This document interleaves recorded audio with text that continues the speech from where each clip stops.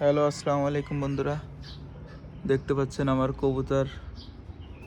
কবুতরগুলো দেখতে পাচ্ছেন। এই যে আমার কিন্তু অধিকাংশই জালালি কবুতর যেটাকে বলে ওই ধরনের কালার, কিন্তু এগুলো জালালি কবুতর না, এগুলো দেশি কবুতর।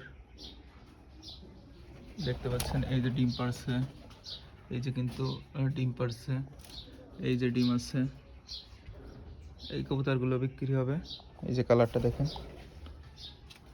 এই কবুতর যদি কেউ কিনতে চান এইসব কালারের, তাহলে অবশ্যই আমার সাথে যোগাযোগ করবেন।